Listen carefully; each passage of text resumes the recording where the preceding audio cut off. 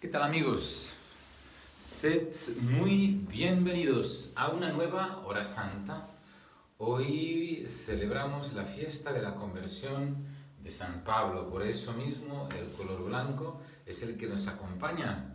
San Pablo el día que cayó del caballo, de forma que al momento de caer del caballo, San Pablo todavía no era santo, solamente era Saulo, llamado también Pablo. En ese tiempo era común que la gente tuviera dos nombres o un sobrenombre. Por eso mismo, pues, San Pedro, Jesús lo llama Kefas, que significa piedra, y tantos otros apóstoles también. Pues bien, San Pablo, llamado Saulo, hoy cae del caballo. Repito, cuando cae del caballo todavía no era santo, todavía no creía en Jesús. Cuando es tocado por la gracia de Dios, cuando es iluminado por el Espíritu Santo, tal que queda ciego, pues todavía pues no es creyente, no ha convertido su corazón, pero ese es el inicio de su conversión, cuando él precisamente se cae del caballo y en esta expresión que creemos con toda naturalidad que es una descripción física de lo que ocurre, pues vemos también una interpretación alegórica de cómo él es derrumbado, es tumbado, es derribado por parte de Jesús, que lo confronta y le dice: ¿por qué me persigues? Soy Jesús.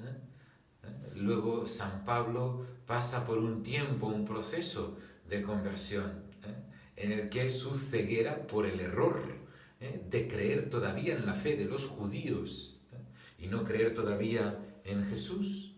Esta es la expresión de la ceguera también, pues la ceguera de San Pablo es expresión de este no creer todavía en Jesucristo, que es la luz del mundo, que es camino, verdad y vida y todo lo demás que leemos en los evangelios. Pues bien, nosotros hoy en esta fiesta de la conversión de San Pablo estamos aquí para adorar a Jesús, para adorar al Señor. Pues venga, adelante.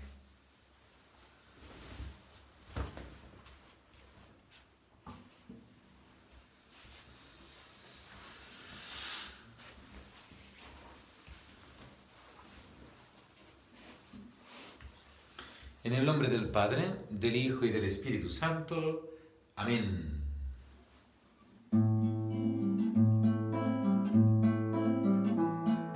Ven y descánsate, ven y descánsate en Dios, en Dios.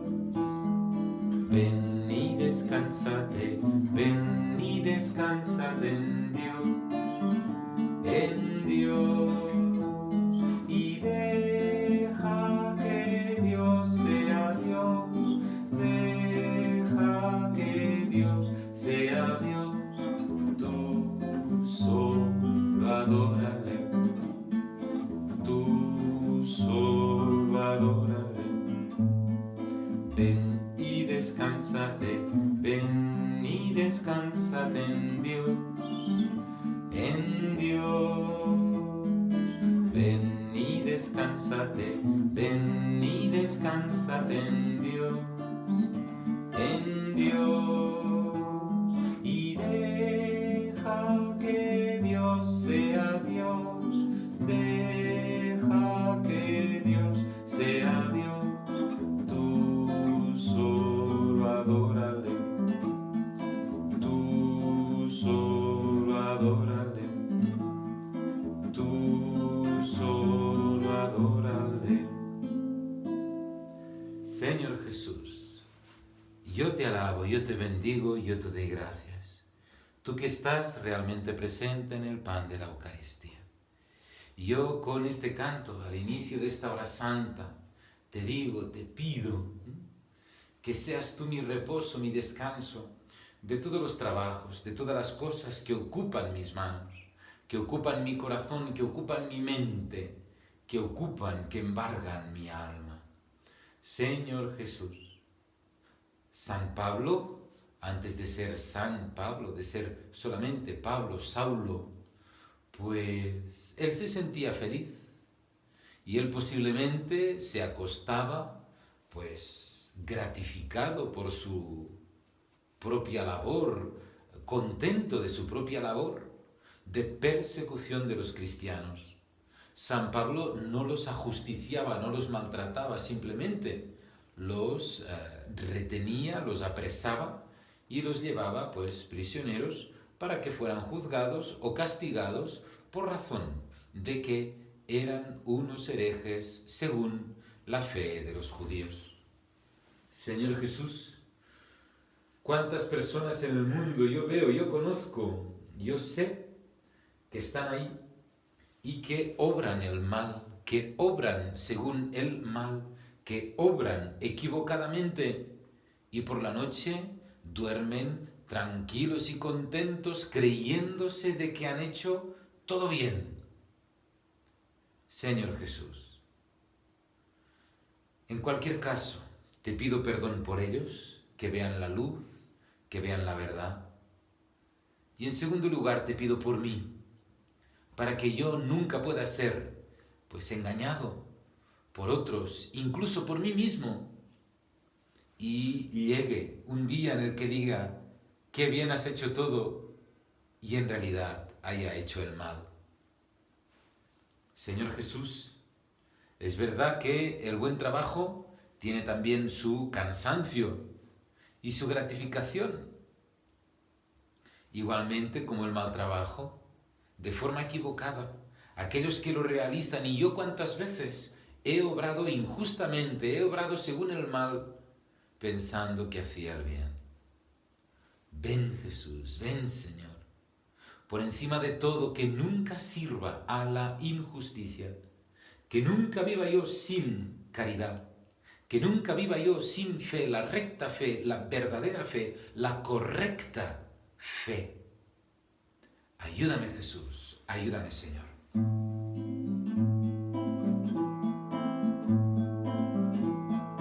Ven y descánsate, ven y descánsate en Dios, en Dios. Ven y descánsate, ven y descánsate en Dios, en Dios. Y deja que Dios sea Dios, deja que Dios sea Dios.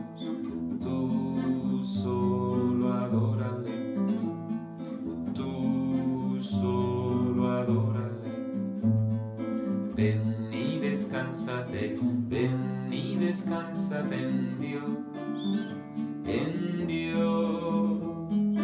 Ven y descánsate, ven y descánsate en Dios, en Dios. Y deja que Dios sea Dios, deja que Dios sea Dios. Tú solo adórale, tú solo adórale, tú solo adórale. Señor Jesús, ¿cuántas veces en la Escritura he podido yo leer la afirmación de que aquellos que obran el mal o que obran contra Dios, y el mismo Jesús lo dijo, os perseguirán, os insultarán, os maltratarán, creyendo que hacen un favor a Dios, creyendo que hacen el bien? Señor Jesús, así estaba, así era, así vivía, así pensaba, así sentía San Pablo antes de su conversión. Ayúdame Jesús, ayúdame Señor, para que yo nunca sea prisionero del error, de la mentira, y ya no de la falsedad, aunque mentirse a uno mismo no es algo imposible. Señor Jesús, yo te alabo, yo te bendigo, yo te doy gracias, yo te glorifico. Yo te amo Jesús porque tú eres mi Salvador y no me engañas. Aquello que me dices, aquello que me propones, aquello que pones delante de mis pies para que sea mi camino, es la verdad, es la justicia, es el amor, es la rectitud. Jesús, no permitas que yo camine nunca más en el error.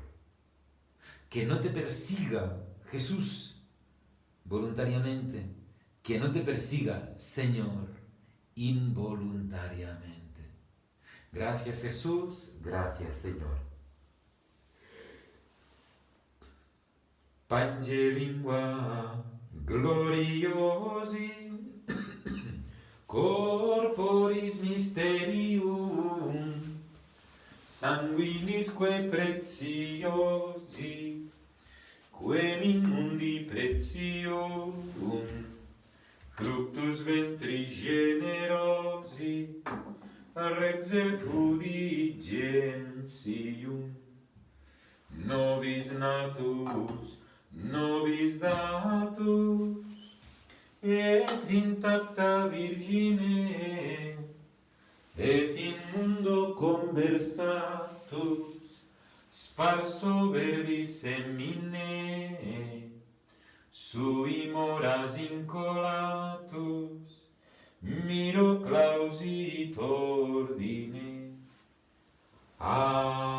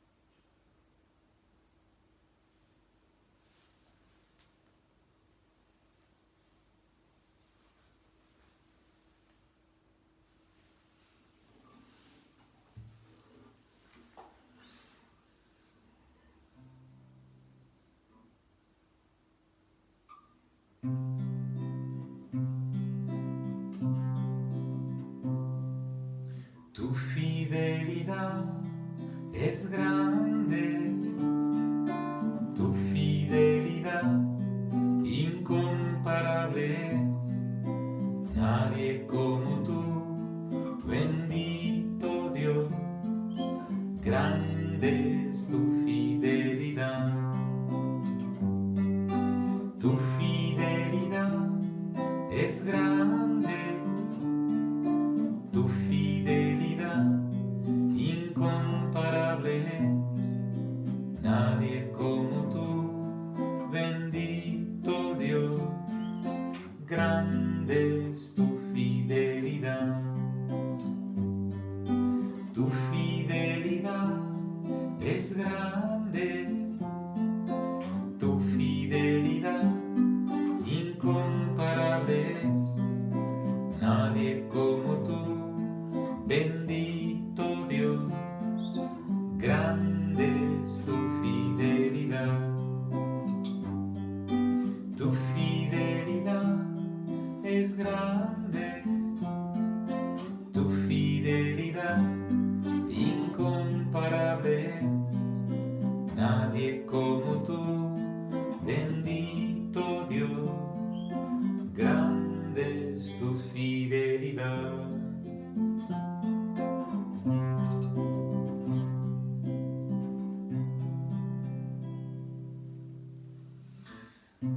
Señor Jesús,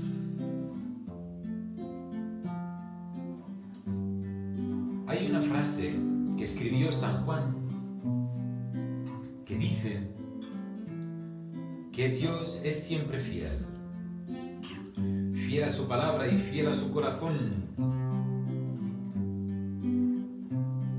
Dios no puede fallarse a sí mismo, tú no puedes fallarte a ti mismo. Y esto significa que el amor tuyo para nosotros es eterno, es perdurable, es permanente, es para siempre, a pesar incluso de nuestro propio pecado. Esta es la auténtica explicación de esta frase de San Juan, si no voy equivocado, cuando dice que Dios no puede contradecirse, no puede ir contra sí, no puede fallarse a sí mismo. Jesús, tu amor por mí ha sido permanente desde siempre y para siempre. Ven Jesús, ven Señor a mi corazón. Concédeme el don de poder tener un amor tan fiel como el tuyo hacia mí. Un amor que no se deje encandilar por otros amores, engañar, absorber por otros amores. Ven Jesús, ven Señor. Bendito y alabado seas. Un amor que sea tan sincero, tan puro, que no sea capaz de engañarse a sí mismo. Un amor que cuando tú digas sí, sea para siempre. Pues de esta forma ha sido tu amor revelado en la cruz, tu amor revelado en tus palabras y tus obras, en tu predicación, en tus milagros, en tu iglesia y en los sacramentos.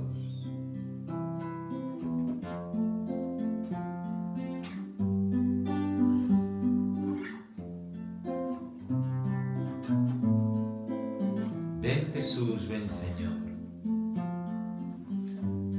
Cuando San Pablo estaba persiguiendo a los cristianos, a todos los que podía, pues en su corazón estaba este celo. Cuantos más cristianos logre meter en prisión, más bien les estaré haciendo. ¿Cuánta gente actúa así cuando habla de ir a misa, de ir a retiros?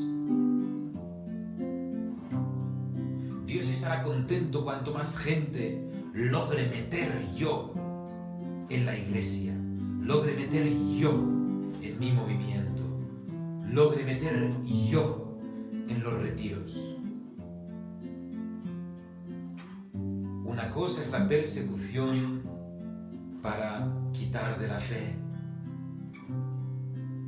y la otra es la pretensión de ser yo quien hago las cosas.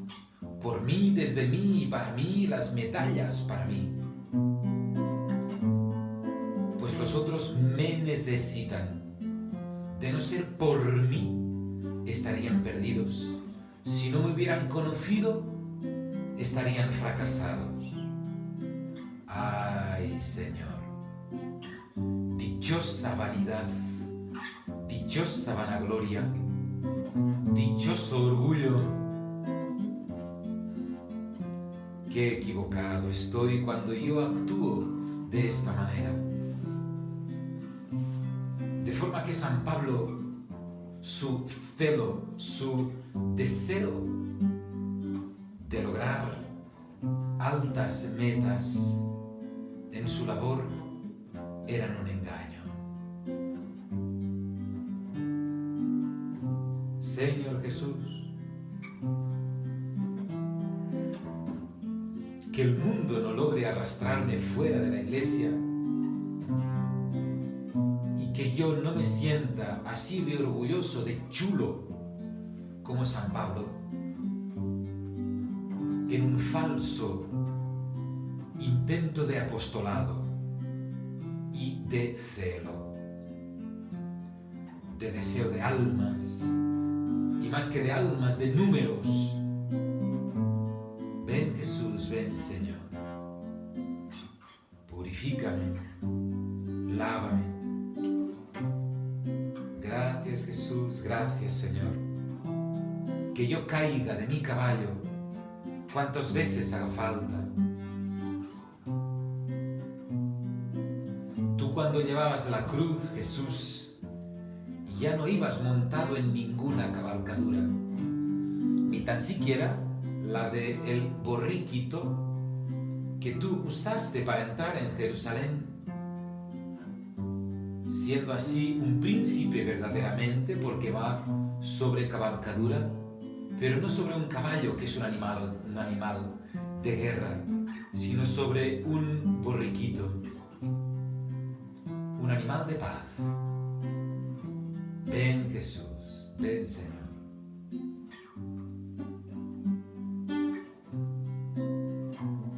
Transforma mi corazón, mi vida, mi alma, mi ser. Gracias Jesús. Gracias Señor. Tu fidelidad es grande, tu fidelidad incomparable es, nadie como tú, bendito Dios, grande es tu fidelidad.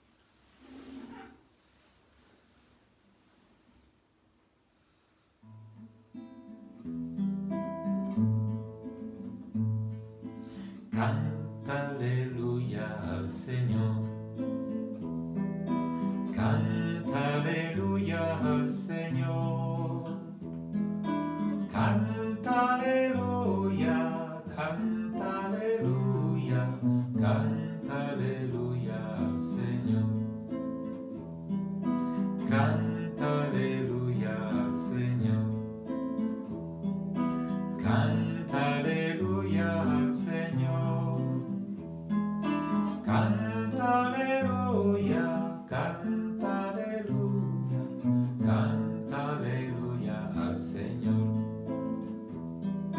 Canta aleluya al Señor. Canta aleluya al Señor. Canta aleluya, canta aleluya, canta aleluya al Señor.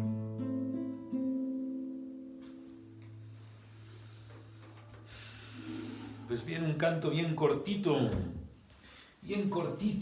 porque tenemos prisa. ¿Prisa para qué? Para escuchar este maravilloso libro sobre el Padre Pío.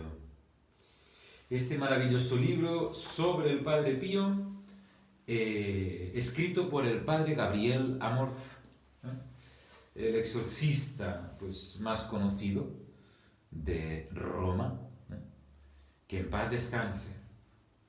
Pues bien, el capítulo que toca hoy es el siguiente.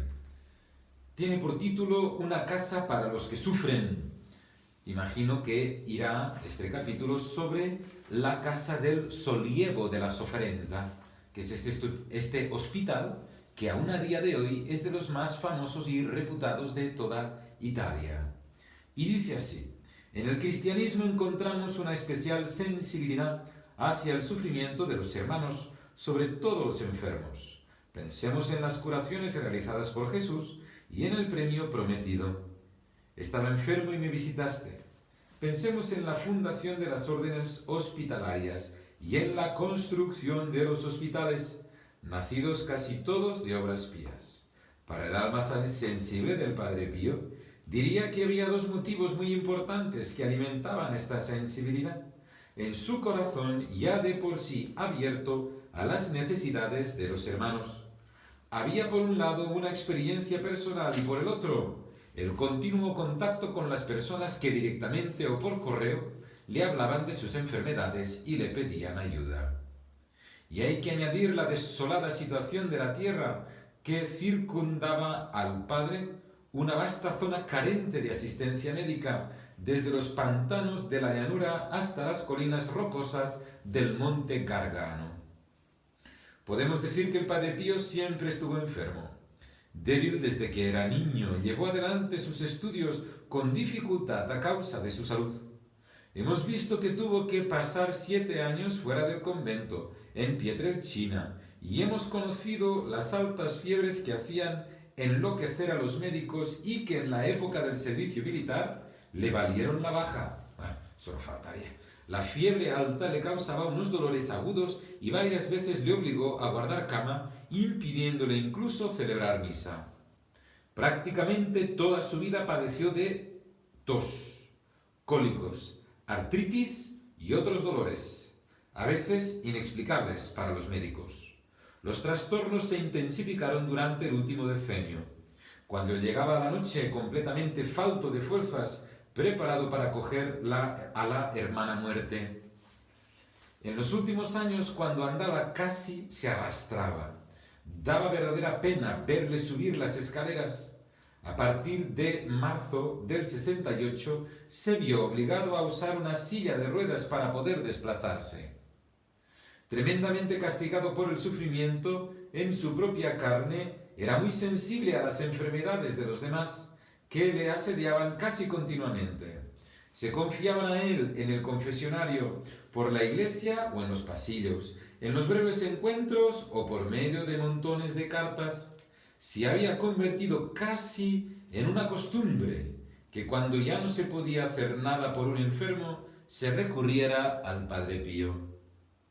Recuerdo que hicimos así por mi padre, cuando los médicos no nos dieron más esperanzas. El padre sentía tanta compasión por los enfermos que habría querido tomar para sí todas las enfermedades. Pero esto no era posible, como no lo era evitarle el dolor a la humanidad. Pero sí era posible darle algún alivio. En esta posibilidad, la de dar un alivio a los enfermos y llevar una ayuda a esa zona tan escasa de asistencia médica, el Padre Pío venía ya pensando desde 1922. animado también por las donaciones que recibía dirigidas a ayudar. Pero fue en 1940 cuando sus primeros y vagos deseos tomaron una forma determinada y concreta.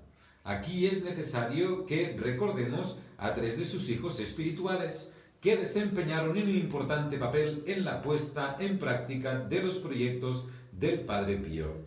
Era tanto el cariño que les unía al Padre que prácticamente vivían a su lado de forma casi estable. Ellos son el farmacéutico Carlo Quisbardai de Zadar, el médico Guglielmo, madre mía, qué nombres, Guglielmo Sanguinetti de Parma, sí, bueno, y el ingeniero agrónomo Mario Sambico de Perugia. Se convirtieron enseguida en los principales consejeros y ejecutores del gran proyecto. El 9 de enero de 1940 el Padre Pío tomó la iniciativa con decisión, llamó a estos hijos fieles y les dijo claramente que desde esa tarde empezaría una gran obra terrenal que seguiría existiendo y desarrollándose después de su muerte. Había que hacer algo por los enfermos del Gargano, y no solo por ellos. Les aseguró que allí mismo, al lado de la pequeña iglesia de las Gracias, iba a levantar un gran hospital. En cuanto se divulgó la noticia de esta decisión del Padre Pío, empezaron a llover donaciones de todas partes. Desde una pequeña donación, tipo el óbolo de la vinda, hasta las ricas donaciones de quienes disponían de grandes medios financieros. El entusiasmo fue tan grande que a algunos les entró miedo de que fuese un momento efímero que podría acabarse pronto. Sin embargo, los fondos siguieron llegando, lo que permitió llevar a cabo esa obra que parecía imposible. Me acuerdo de la cantera a la derecha de la iglesia por la que trepaba como una gamuza para contemplar el panorama desde lo alto. Es verdad que me gustaba subir a la parte más escarpada, cerca de la iglesia, donde ahora está el monumento al Padre Pío, la ancha escalinata y arriba el Vía Crucis, pero cuando miraba más allá, en dirección al pueblo, no entendía cómo iban a poder allanar esa pendiente rocosa y crear un espacio necesario para un gran complejo hospitalario, pues porque el Padre Pío quiso hacer precisamente las cosas a lo grande, con una amplitud de miras que no podía venir del pobre muchacho de Pietrelcina. Jamás había visto una obra semejante en su vida. Es muy probable que el Señor se lo enseñara en una visión. En 1946 se constituyó la sociedad que debía dirigir el proyecto. ¿Cómo iban a llamarla? ¿Y cómo iban a llamar a la nueva construcción? El Padre Pío no tuvo dudas. Casa Sollievo de la Sofferenza. No quería que se hablase de hospital o de clínica. Una casa, un término familiar que recuerda al hogar doméstico y la finalidad, dar alivio a los que sufren. Un alivio dirigido, lo primero de todo, a las almas y luego a los cuerpos. Fue una obra de Dios y de la caridad humana, puesto que fue posible gracias a las donaciones que llegaban de todo el mundo. Como era una obra de Dios y fruto de la caridad, el Padre Pío quería que fuera un instrumento para transmitir el amor de Dios a los enfermos y a todos los que trabajaran en esa casa. ¿A quiénes había que dar la preferencia, si se puede hablar de preferencia, cuando se trata de personas que tienen en común el dolor? También aquí el Padre Pío fue claro. Esta casa es ante todo para los enfermos pobres, pero quería que todos fueran tratados igual, con caridad fraternal. Muchas veces el enfermo en los hospitales, se siente más una cosa que una persona, se siente un número, y no es el señor X o la señora Y, sino la cama número 32. Aquí no. Aquí el enfermo debía sentirse un hermano cuidado por otros hermanos. Hubo un periodo en el que iba con frecuencia a visitar la casa. Eran los años en los que tenía varios amigos entre los frailes, además del lógico y principal deseo de ver al Padre Pío. El superior, el Padre Carmelo, era amigo mío, pero aún lo era más del Padre Mariano y el viejo fraile de la provincia de Salerno, el Padre Clemente, que tenía una mirada de niño en sus ojos azules.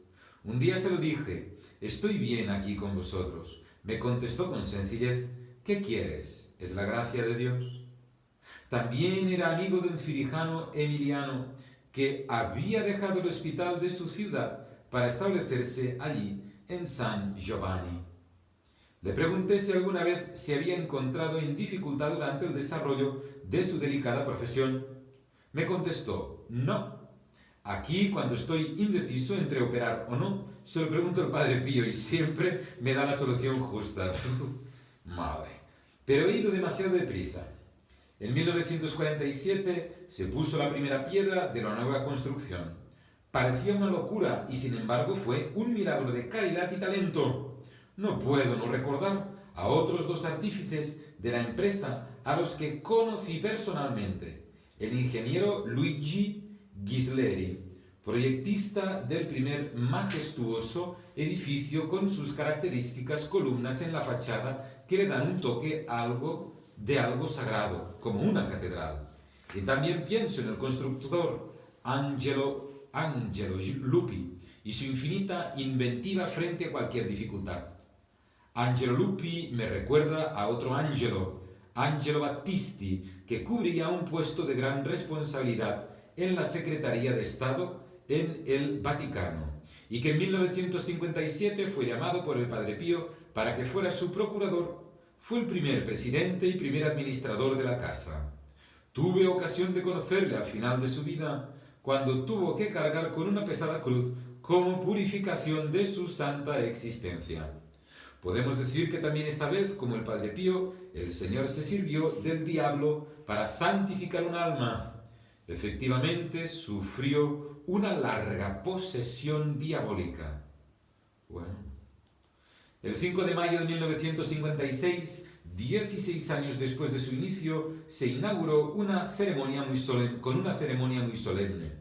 Parecía imposible que esa agreste cantera, que ofrecía una visión muy fría del ambiente, verdaderamente desoladora, presentara ahora un edificio de una belleza encantadora. A continuación se levantaron otras construcciones y se añadieron nuevas salas a las primeras proyectadas. Con sus modernos equipos se convirtió en uno de los mejores hospitales de Europa, sin perder su carácter de casa de acogida fraterna. También se abrió para cubrir otras necesidades una casa de reposo para los ancianos. Han pasado 30 años desde la muerte del Padre Pío, pero no han dejado de hacerse ampliaciones y mejoras varias. Esto, si alguien ha ido ahí, San Giovanni Rotondo, puede verificarlo, puede confirmarlo. Este resultado increíble supuso un triunfo para el Padre Pío. Podemos decir que la ejecución de este grandioso proyecto se maduró durante años de enorme martirio. Maduró precisamente durante ese segundo decenio negro del que, aunque sea doloroso, es necesario hablar. No en vano San Pablo escribió a Timoteo: todos los que quieran vivir piadosamente en Cristo Jesús serán perseguidos. Se levantaron muchos monumentos al Padre Pío en Italia y el extranjero, y seguirán erigiéndose más posteriormente. Pero creo que su verdadero monumento es la Casa Sollievo della Sofferenza. Es un monumento nacido de la caridad y construido con la caridad. Precisamente el Padre Pío siempre la ha considerado una obra de la divina providencia. Con mucha agudeza, Pío XII intuyó su profundo significado cuando afirmó el 8 de mayo de 1956: la Casa Sollievo della Sofferenza está llamada a introducir en el cuidado de los enfermos una concepción profundamente humana y al mismo tiempo sobrenatural. Y seguía afirmando que esa casa era fruto de una de las más elevadas intuiciones, de un ideal largamente madurado y perfeccionado en contacto con los más variados y crueles aspectos del sufrimiento moral y físico de la humanidad. No hay duda de que esa casa, también desde un punto de vista estético, resultó una verdadera obra maestra, la que era imposible de imaginar antes.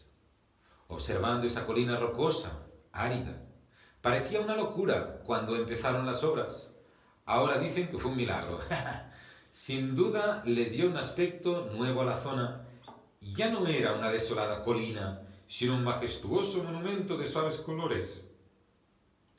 La fachada está revestida de losas de piedra de Trani, de un tono rosa pálido, y el doctor Sanguinetti tuvo una idea verdaderamente genial cuando decidió rodear el edificio con 10.000 árboles, pinos en su mayoría, distribuidos con buen gusto. Quienes me lean entenderán bien cómo la actual belleza de la casa y todo lo que la adorna hace irreconocible el ambiente a los que habían visto anteriormente. Y aquí termina este capítulo de hoy sobre la casa Sollievo de la Sofferenza. Mañana el capítulo tiene por título El segundo decenio de tribulaciones, 1952-1962. Al igual que Madre Teresa, pues Padre Pío. Estos santos que han pasado por la oscuridad, a través de la oscuridad, a través de las tribulaciones. Santa Teresa era la pena, la sequedad, la soledad. Padre Pío, pues todos estos tormentos que escuchamos.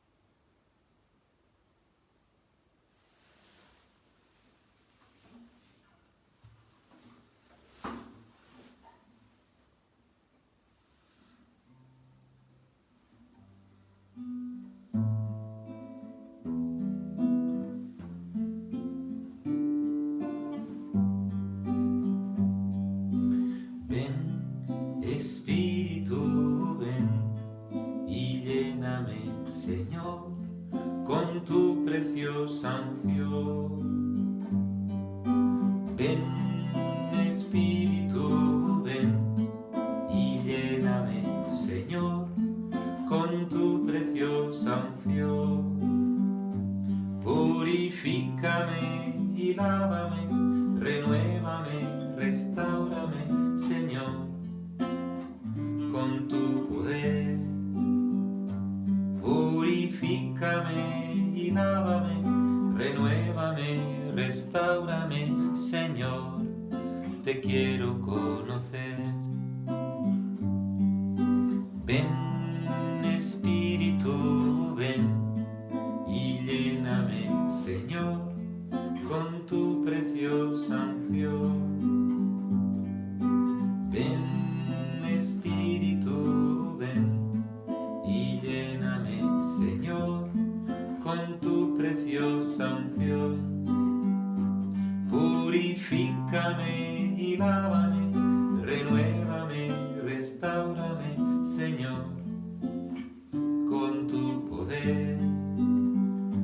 Purifícame y lávame, renuévame, restáurame, Señor, te quiero conocer. Señor, te quiero conocer. Señor, te quiero conocer.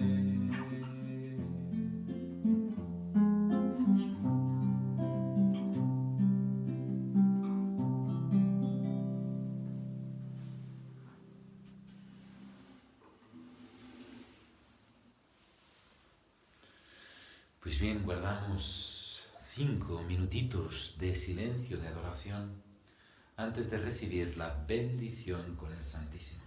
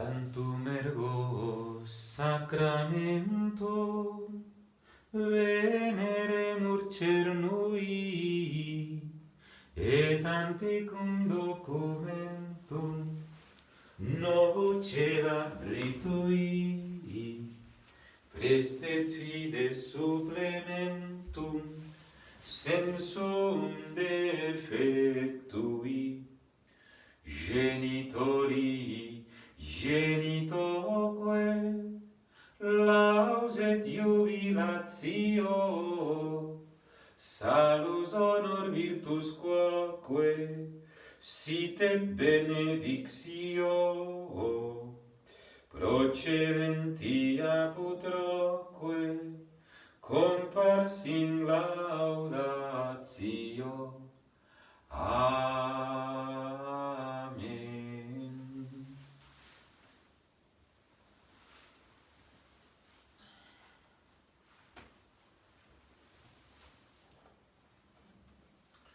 El Señor esté con vosotros. La bendición de Dios Todopoderoso, Padre, Hijo y Espíritu Santo, descienda sobre vosotros y permanezca siempre. Amén.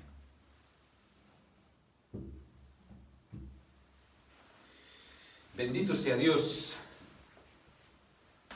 bendito sea su santo nombre. Bendito sea Jesucristo, verdadero Dios y verdadero hombre. Bendito sea el nombre de Jesús. Bendito sea su sacratísimo corazón. Bendita sea su preciosísima sangre. Bendito sea Jesús en el santísimo sacramento del altar. Bendito sea el Espíritu Santo Paráclito.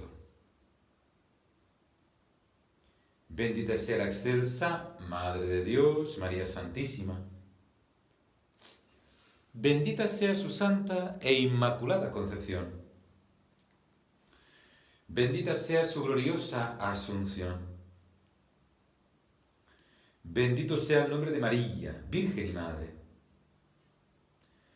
Bendito sea San José, su castísimo esposo. Bendito sea Dios en sus ángeles y en sus santos. Solo gracias por todo y por siempre.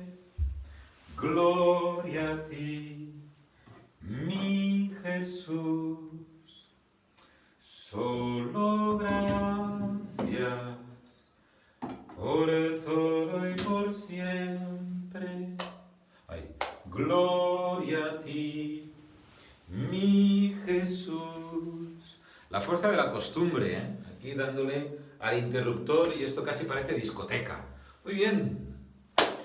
Mañana fiesta de San Timoteo y San Tito, ¿eh? Dos santos que son también predicadores, evangelizadores y, si no voy equivocado, discípulos de San Pablo. Y de hecho hay una carta destinada a ellos, carta a Timoteo. Pues bueno, aquí dejamos la hora santa de hoy, aquí dejamos esta hora santa que es una maravilla para todos nosotros, que es un descanso y que es también una inyección de fe, una inyección de espiritualidad, una inyección de gracia para nuestras almas. Pues ya, que descanséis, nos vemos mañana si Dios quiere. Adiós.